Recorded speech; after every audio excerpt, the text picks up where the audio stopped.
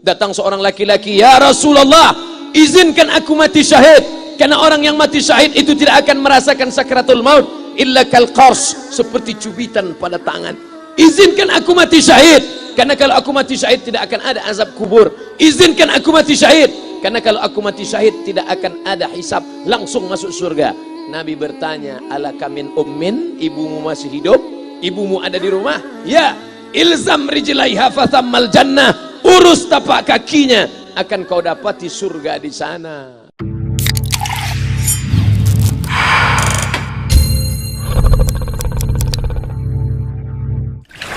Haji Halim sedang menunjukkan begini cara sayang kepada ibu.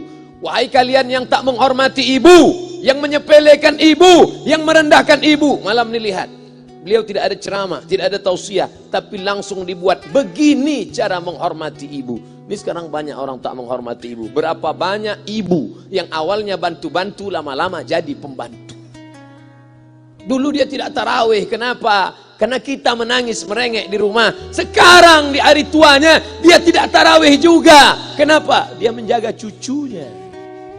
Berapa banyak itu terjadi? Jangan sampai. Dia tidak pernah menolak cucunya, dia sayang. Tapi kita yang berpikir, berapa kali dia tidak jadi sholat duha karena kita kencing di kaitnya. Berapa kali dia tidak tarawih karena kita menangis merengek sampai subuh datang. Berapa kali dia tidak iktikaf karena kita. Andai dia masih hidup hari ini, datang, belikan pakaian yang paling dia suka, belikan perhiasan kalau ada. Andai tidak cium tangannya. Tapi yang sudah meninggal dunia, jangan lupa kau doakan, Rabbil firli wali walidayya warhamhuma kama rabbayani shaghira. Berdoa pun kau tak mau, apalagi yang akan kau bawa menghadap Allah Subhanahu wa taala. Meregang nyawa dia melahirkan engkau. 9 bulan 10 hari kau menumpang di perutnya. 2 tahun kau menyusu, melahirkan, menetes darahnya dalam badanmu. Andai kau gendong dia dari Palembang, jangan sebut Palembang lah Pak Ustaz, dari Pekanbaru Riau, kau gendong dia sampai ke Makkah, kembali lagi, belum tentu dapat menebus satu teriakannya saat melahirkanmu. Lalu apa yang bisa kau lakukan? Datang seorang ibu pergi ke tempat servis HP. "Nak, tolong anak lihatkan HP saya rusak kayaknya." Dia periksa, "Ini enggak rusak, Bu." Terus, "Memang anak ibu enggak nelpon." "Kenapa kau tidak telepon?" Datang dia ke rumah anaknya. "Nak, ibu enggak ada uang mau buka puasa, bisa minjam 100.000? Apa kata si anak? "Sebentar ya Ma, aku tanya istriku dulu." "Ini Ustaz dapat dari mana?" "Ada yang kirim WA grup." Jadikan ibumu seperti raja, maka rezekimu akan diberikan Allah seperti rezeki raja-raja. Bukan hadis, dapat dari grup WA. Ini ibu minta terus sholat tarawih, tapi sang anak sudah tidak bisa.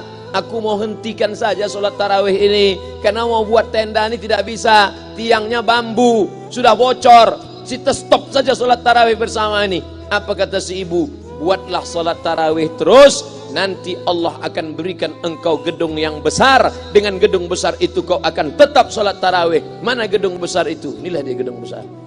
Langsung dikabulkan Allah Subhanahu wa taala. Karena setelah Allah langsung orang tua. "Wa qadha rabbuka alla ta'budu illa iyyah." Allah sudah wajibkan engkau menyembah Allah. Setelah Allah, "Wa bil walidaini ihsana." Kedua orang tua. Jangan kau lawan ibumu. Kayak anak-anakku, jangan kau lawan ibumu. Karena kau lawan ibumu, kau tak pernah mencium kebahagiaan. Walaupun hartamu banyak, kau akan berenang dalam air mata penderitaan sampai kematian datang.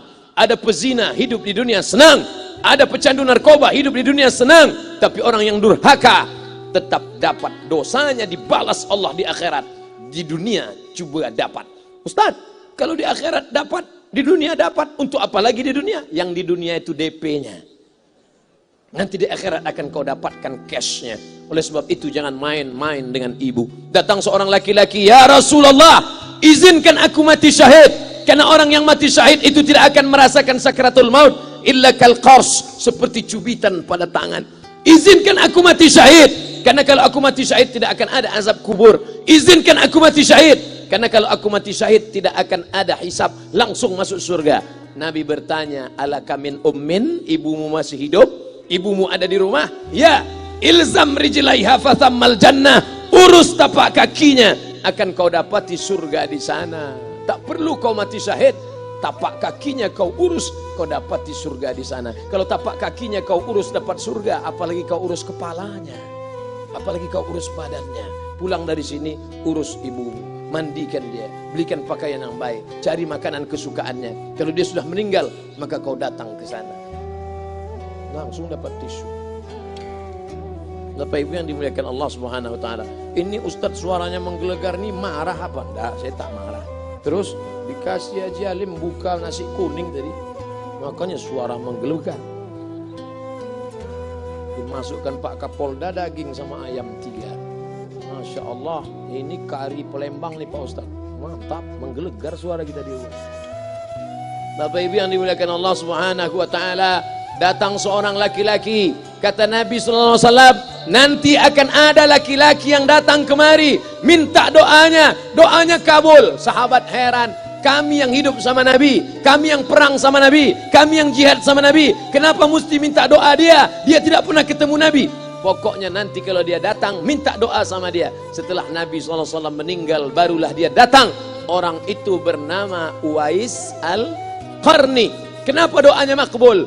Dia merawat ibunya. Kalau ibumu kau rawat, doamu dikabulkan Allah Subhanahu wa taala. Apa yang kita lihat malam ini adalah buah bakti kepada seorang ibu.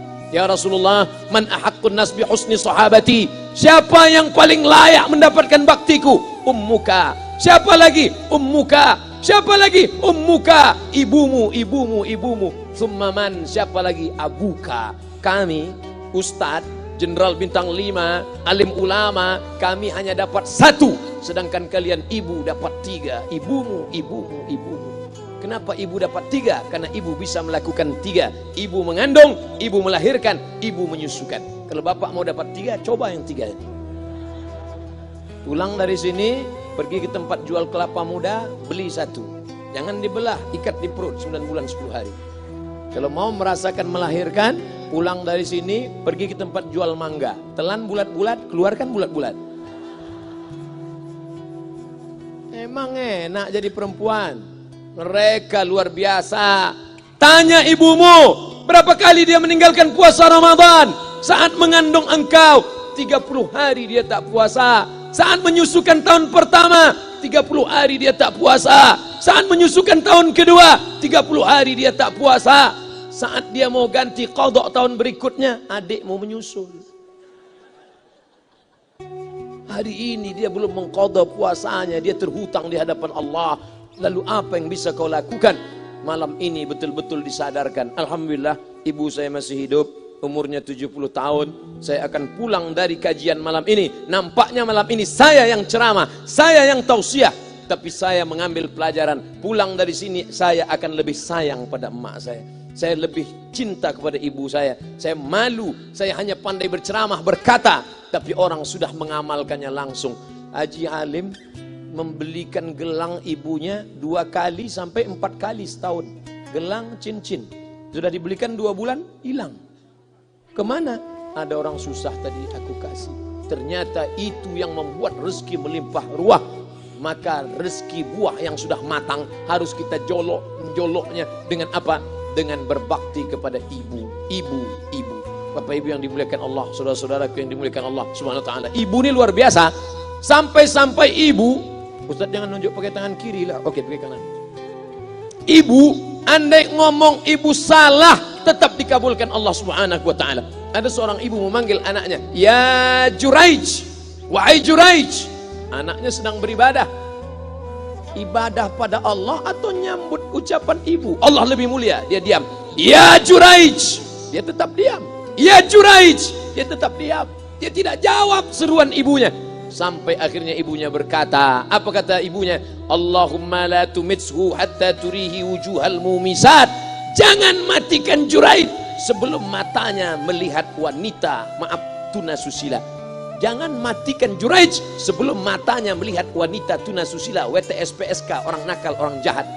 Tidak mungkin ahli ibadah matanya melihat orang jahat. Tapi takdir berkata lain. Tak lama setelah ucapan sang ibu, ada seorang WTS PSK hamil, tidak diketahui suaminya, ditangkap, ditanya, siapa yang menghamilimu? Apa kata si perempuan?